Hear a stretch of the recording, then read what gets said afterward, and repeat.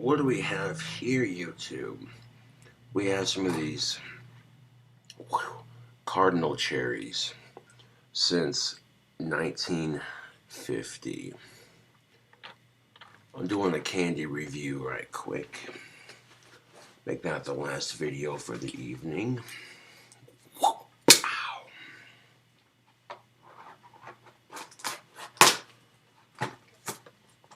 Now, I'm not going to eat the whole box in one sitting. That would be insane. However, you could do a review on some of the candy here. Get that plastic off. American-made quality confections. Cardinal cherries. Artificially flavored, made with real milk chocolate. Ooh. All the things in life they say, oh, it's bad for you. This would definitely be one of those things. You take one bite of this and you're going to feel guilty eating it, but I guarantee you that this is some damn good candy. Alright, so we pull it out of the box here, and it comes in a little tray like that. You ever had chocolate covered cherries? If you haven't, you're missing out.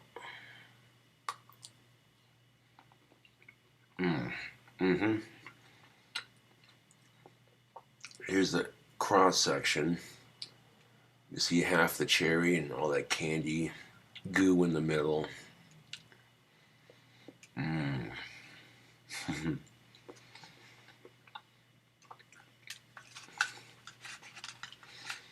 There are some things in this world that are bad for you, this being one of them, but as long as you don't get carried away with eating them, you should be fine. Every once in a while, it's good to indulge in some delicious chocolate. Live life a little, you know?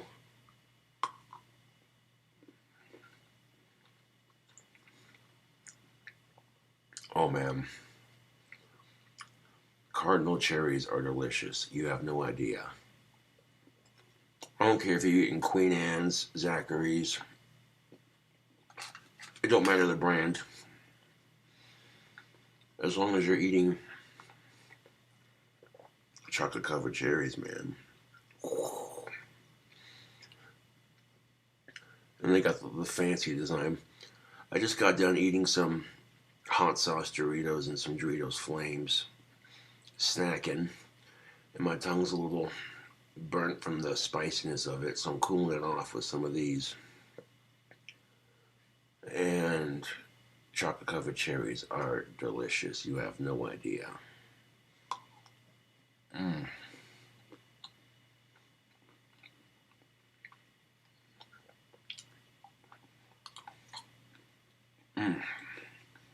How many is that? 3? Oh. Oh. I suppose I could eat one more for YouTube. Why not?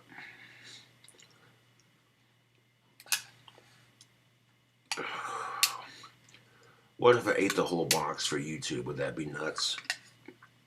A little nuts. Yeah.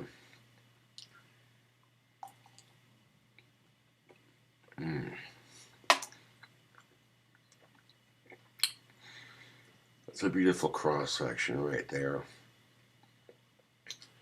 You know, even though my fingers are stained with Doritos, I don't care. You take a look at that cross section of that beautiful chocolate.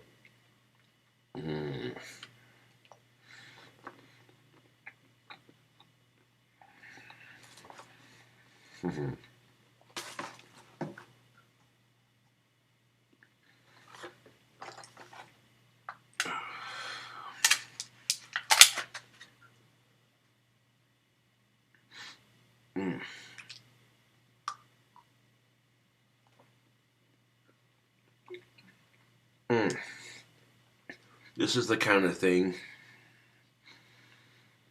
Let's say it's Valentine's Day and you got a girlfriend and you want to do something extra special. you get a glass, a champagne glass, and you put some of that chocolate that freezes around the rim of it and freeze it. And then when you take the frozen glass out with the chocolate on the rim, you get some crushed ice and some sugar-coated strawberries and a Queen Anne or a Zachary, whatever it may be. You grab a chocolate-covered cherry and drop it in the glass next to the sugar-coated strawberry and the crushed ice. Your girlfriend comes in, you pop open that pink champagne, and there you go. You pour that in the glass. Yeah.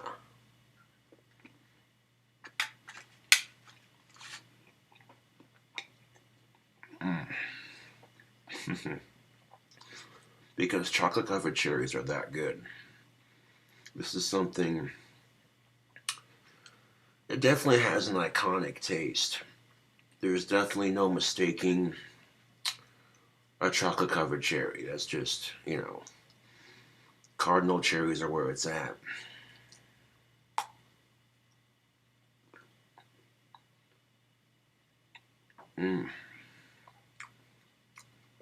That's a beautiful cross-section, too.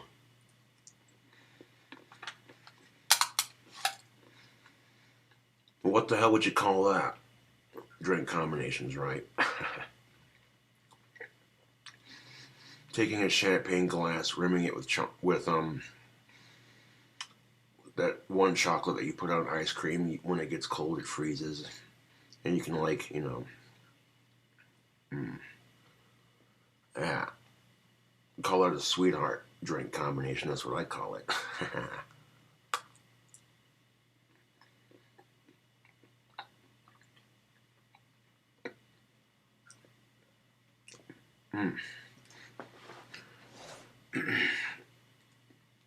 Of course, if you do have a girlfriend on Valentine's Day, she's probably not going to expect that. Like, what's this dude doing? He's got these champagne glasses coated in frozen chocolate, crushed ice, sugar-coated strawberries. He's dropping chocolate-covered cherries in there. And he drops some of that pink champagne on top. There's a Valentine's Day martini that'll knock your socks off.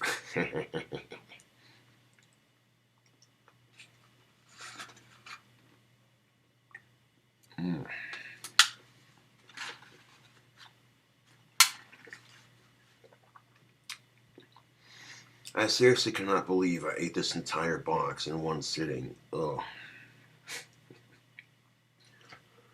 I'm going to feel disgusting after eating it all in one sitting, but at the same time, not really, because it's cardinal covered cherries. I mean, one of those, oh, I'm so bad foods. You know, that's how it is, YouTube. You already know. Eating this entire box just for your sick entertainment. This is not something I'd normally do because the amount of calories and sugar and ooh-wee. Yeah, no. But just for entertainment purposes.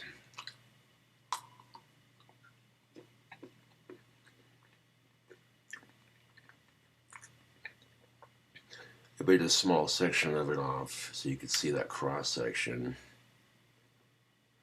If this video makes you want cardinal covered cherries, then I've done my job. Nothing wrong with a little bit of free advertisement.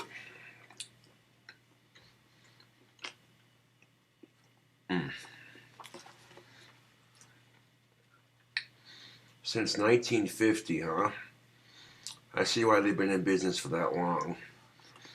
If all their other candy is as good as this one is, I can definitely see why this company's been in business since 1950.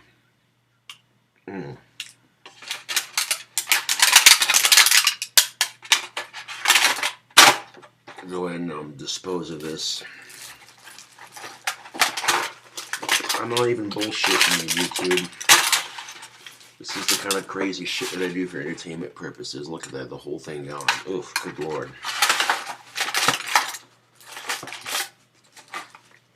That's definitely something I would not recommend doing. I mean, you have a massive sugar high, you'll be feeling really good for a minute, and then when you crash, you're going to be going, whoa. No, but On the real note though, these get the seal of approval. If you have not had a cardinal cherry, you're missing out. If you have never had a cardinal chocolate covered cherry, what are you doing with your life?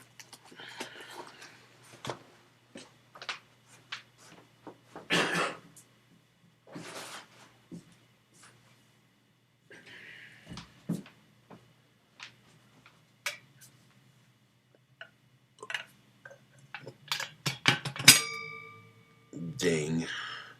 There's a little circle right there in the bottom. That's going to come in handy much later. The first step we're going to do is add some water to it.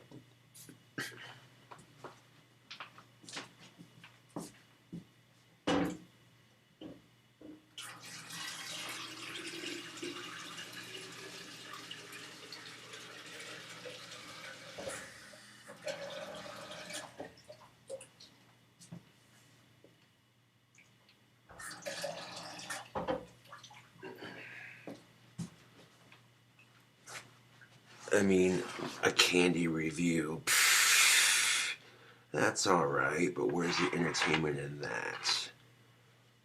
Next, for this video, I want to show you how to make delicious coffee out of an old school percolator. This percolator is 3 generations old and still makes good coffee. Step 1, make sure it's cleaned out, rinse it out with some water, fill it up to underneath the spout, just barely. And we're going to go ahead and set that down right there.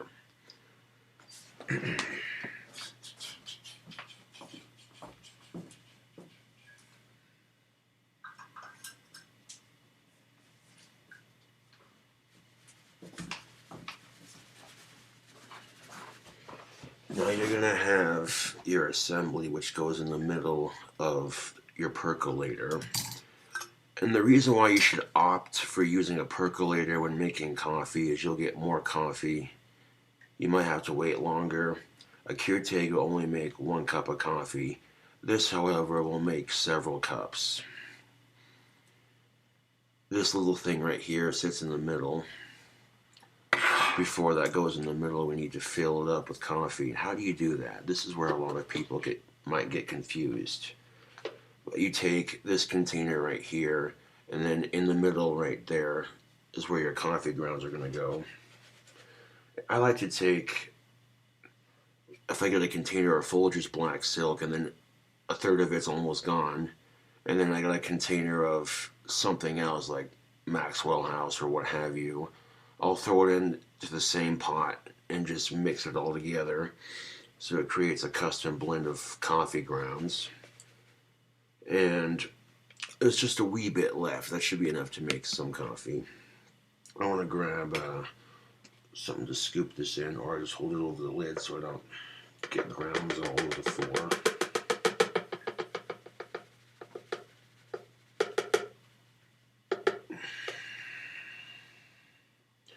Coffee's got a bitter taste. It's an acquired taste. You may not like it. Some people try coffee and they're like, ew, this tastes gross. But then after they get done drinking it, they're like, whoa, hey, that's why people like drinking it so much. That's not really as much as I'd normally put in there. I'd usually fill it up to where that hole in the middle is about that much exposed. But this is all I got, unless I can find more coffee grounds. Hold on a second.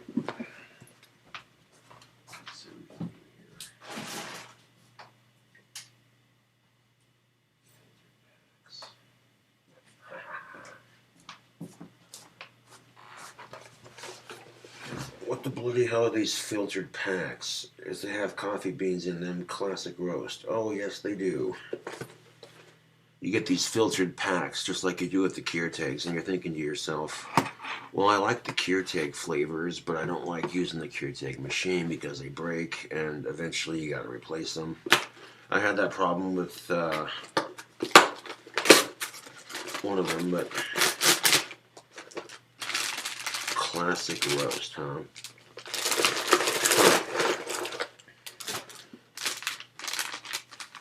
I definitely see some coffee grounds in there.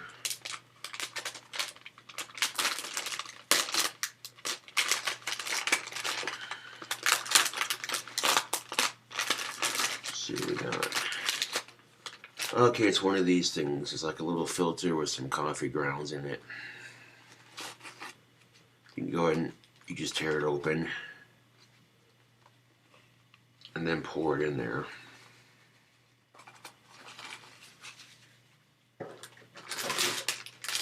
See, when you run out of coffee and you got these like little filtered things, like what the f is this? And then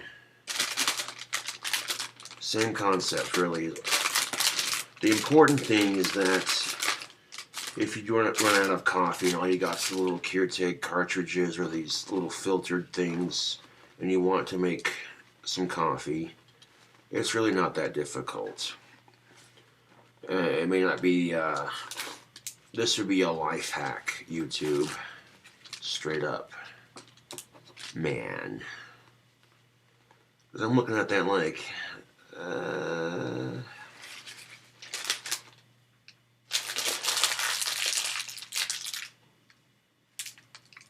like one more filter would definitely fill it up.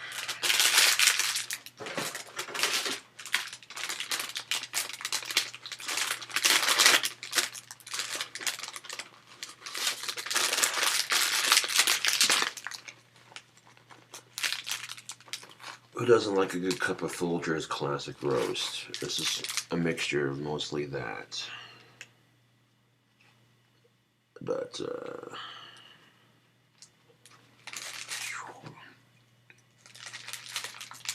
okay, there we go. That's the level I like. Just about, yeah, pretty much.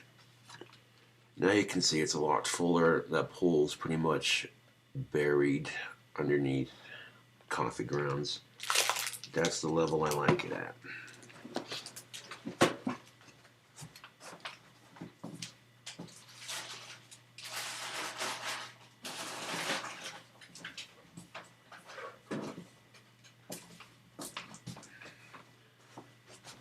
Now, do you remember that circle I showed you in the bottom of the coffee pot, YouTube?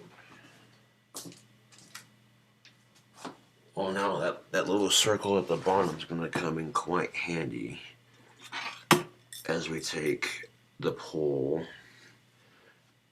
that little hole in the bottom, and right there like that. And this can be a great way to get your day started.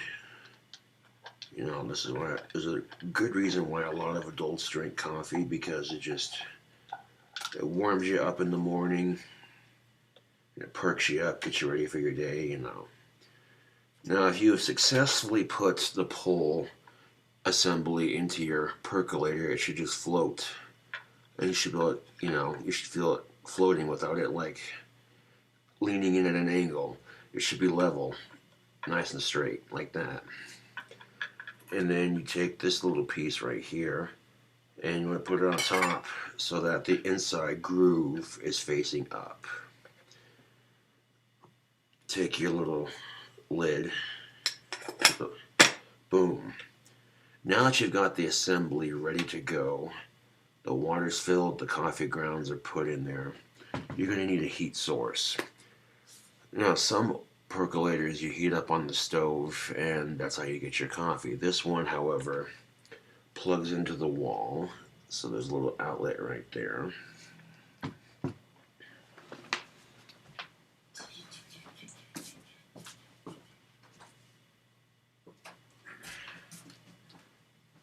Well, this way, YouTube, I can have some coffee for tomorrow and not have to worry about making it. Like 1 or 2 cups, and then there we go. Now, the first thing you're going to do is take this end and plug it into that hole right there, where those little nubs are right there. Those connect to the cord right here, and push it in there just like that. Now that's plugged in there. This end goes into a power strip or a plug-in outlet, what have you.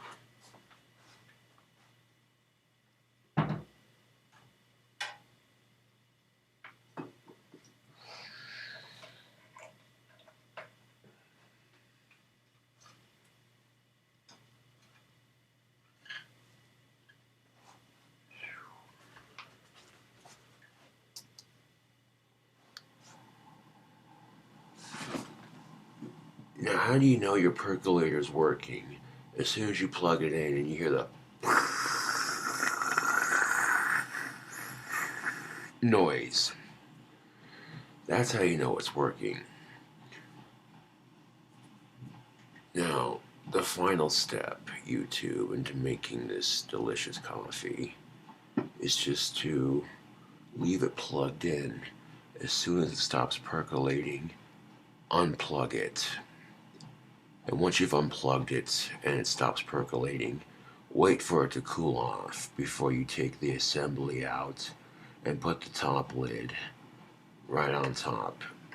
And then you can take your assembly, dump all the coffee grounds into the trash as they're no longer able to make coffee.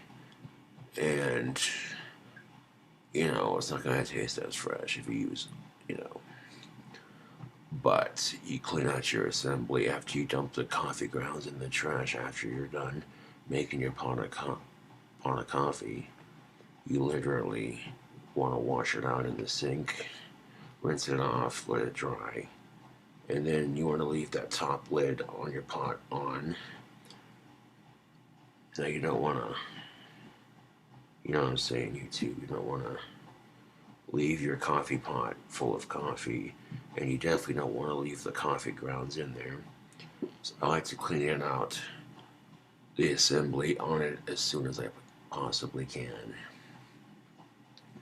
And on that note, these haters can piss off. I'm just saying. I drank a beer earlier, and this coffee will help with flushing my system a bit. So I'm not just,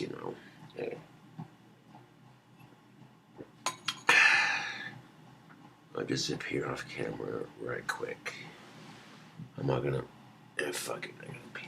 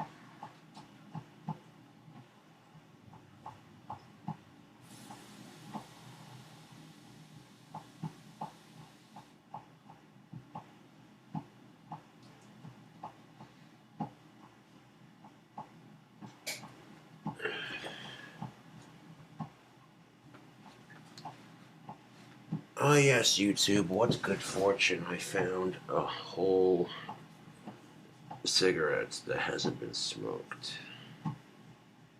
Cool, man. Cigarettes are bad for you, says the guy who's smoking them. Right. Moderation, though, much like those chocolates, yes. You smoke like 4 packs a day for like 60 years, 2 to 4. Of course, you're gonna, you know what I'm saying? But,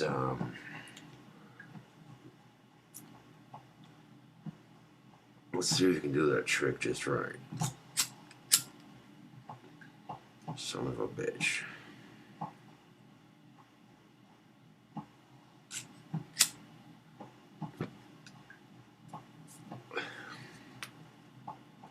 I'm gonna use a fireball to light a cigarette. Let's see if we can pull this off. This is a brand new lighter, so I don't know why it's doing this shit. Come on, you Shaq Nasty.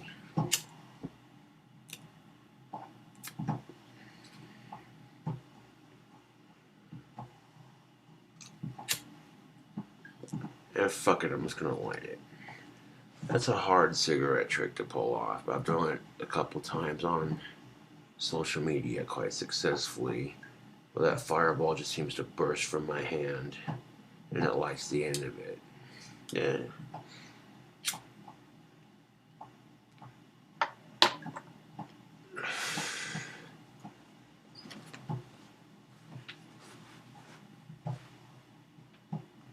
goddamn belt. There we go. Let's see how the paint's doing.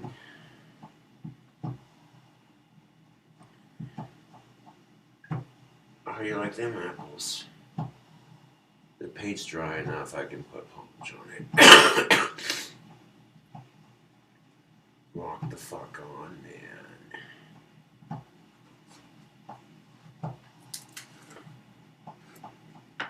Polish this bastard by hand.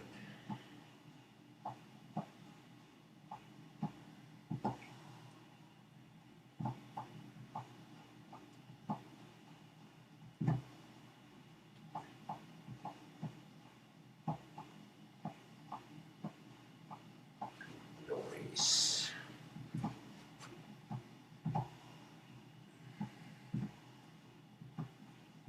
Kind of polish the handle a little bit more, why not? There we go, and let that polish dry.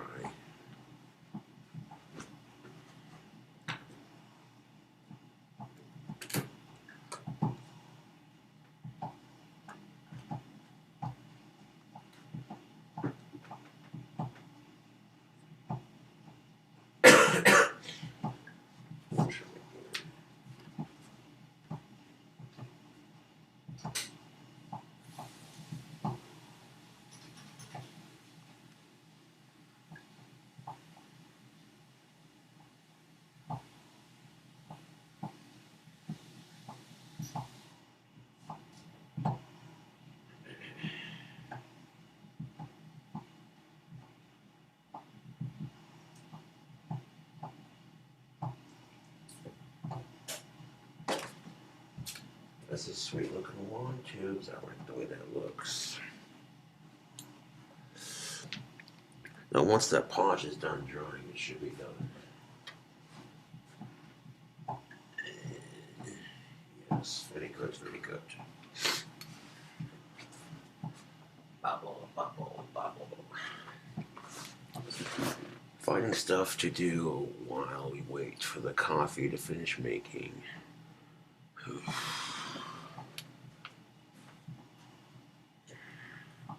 And you can still see right here the polish is drying on that 11th wand right there. So once that's done drying, I'll be able to add that to the batch. But these wands are looking real good. Notice when it's dry, it's shiny, see-through, and clear. Yeah.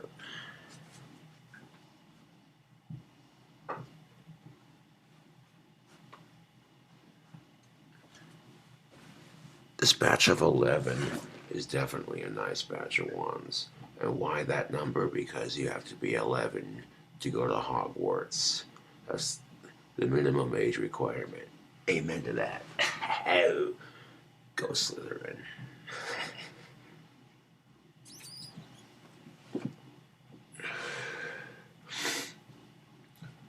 So now all I can do now is wait for the glow-in-the-dark one of mine to dry, and then wand number 11. Yeah. A lot of people on YouTube are liking the way the copper handles look. And if they sell out quickly, I can always do more.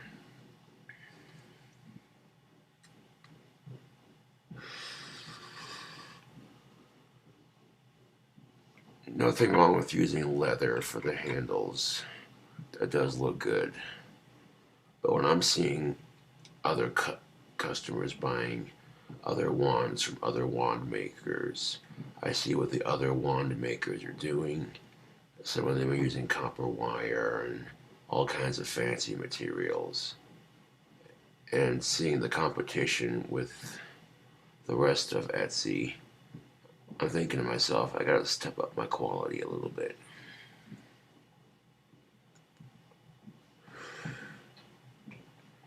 Now, when you have a business, it's good to not be competitive. Take inspiration from your competition and use it to improve your product.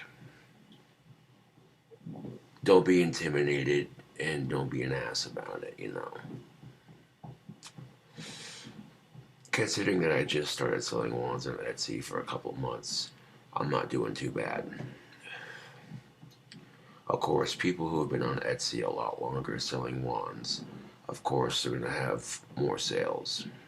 You know, that's just how it is.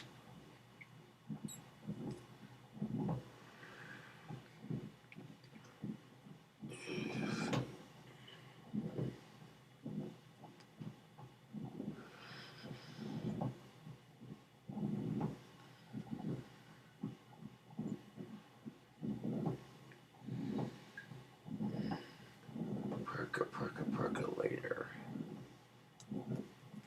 Now, the perks to having a percolator, when if you are a coffee drinker, the perks to having a percolator, you're going to get more coffee for your time. And the chances of it breaking are a lot less.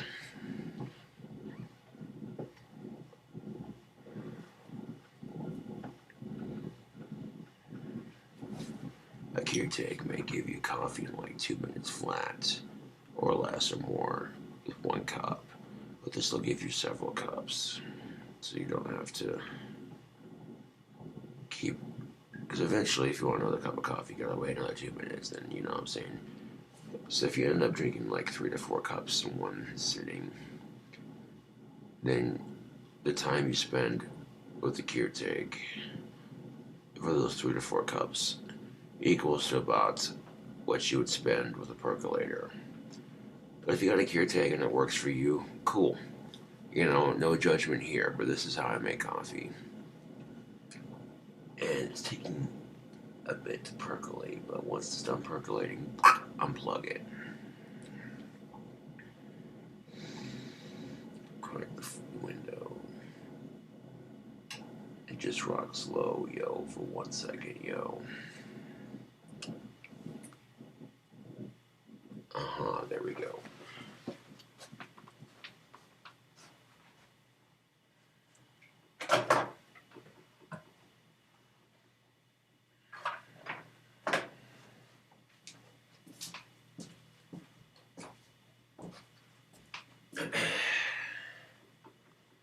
Now that we've successfully made our coffee, let's see how it turned out. We plugged it in, it stopped percolating. We pour it into the cup, and look at that.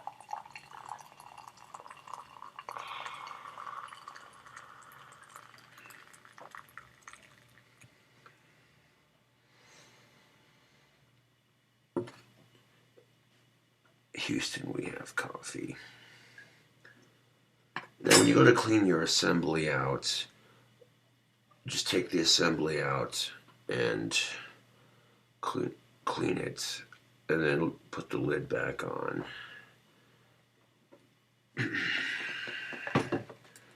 I'm a bit OCD about keeping this thing functioning like it should. And it functions better when it's clean. So now that's done percolating, I want to take the assembly out, and I want to clean it off real quick.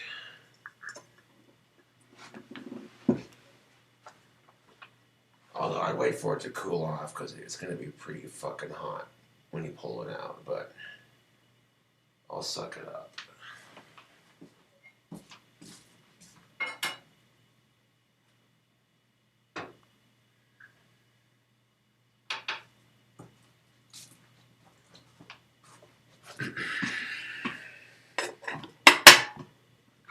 Now that the assembly's out, we have our pot of coffee.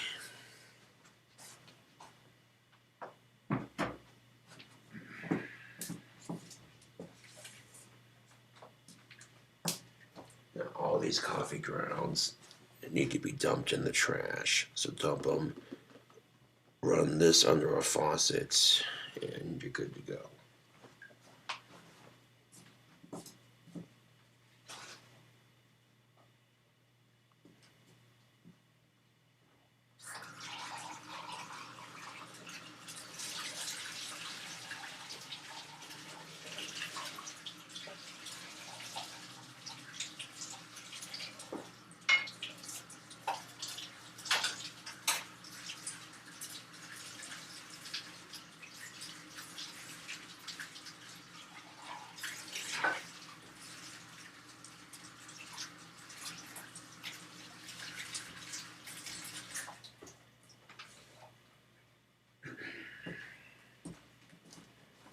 Okay, now that okay, I missed a spot, but you get the idea. You rinse it out. There's a little bit right there on the side that I missed, but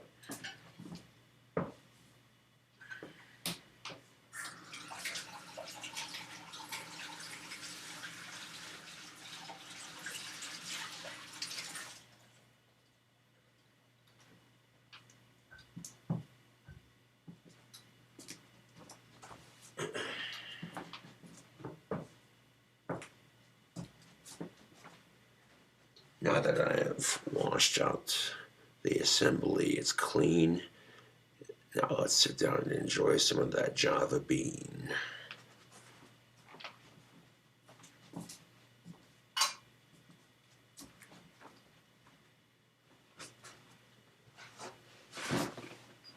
Now that the assembly is clean, the coffee's been made, let's enjoy some of our Java bean. And you can see it's still pretty hot. There's steam coming off of it.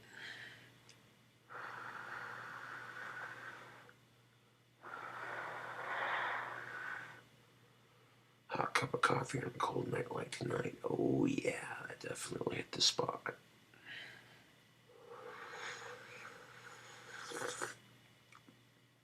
It's still pretty hot, so I'm going to sip on it.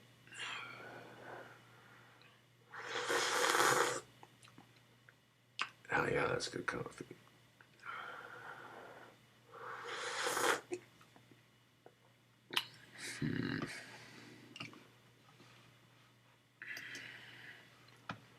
Well, my last video is almost done processing. That's what I like to see.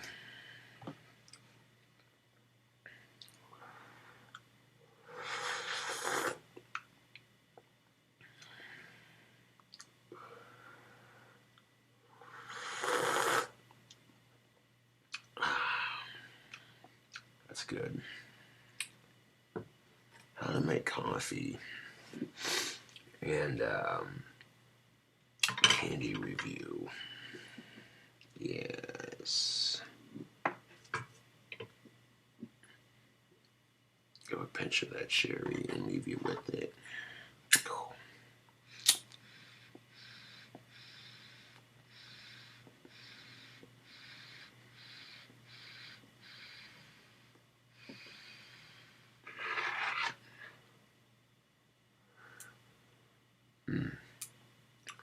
Cherry pipe tobacco with those cherry covered chocolates.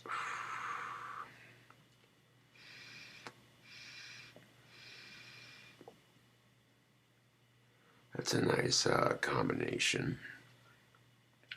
If I could invent my own pipe tobacco, specifically a cherry blend, I would try to make pipe tobacco that tasted like chocolate covered cherries and literally smelled like it, you know.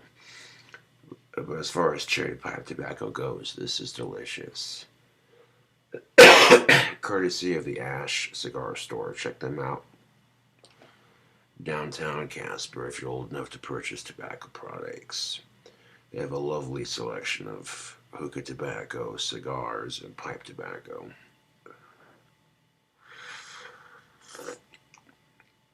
They also sell pipes.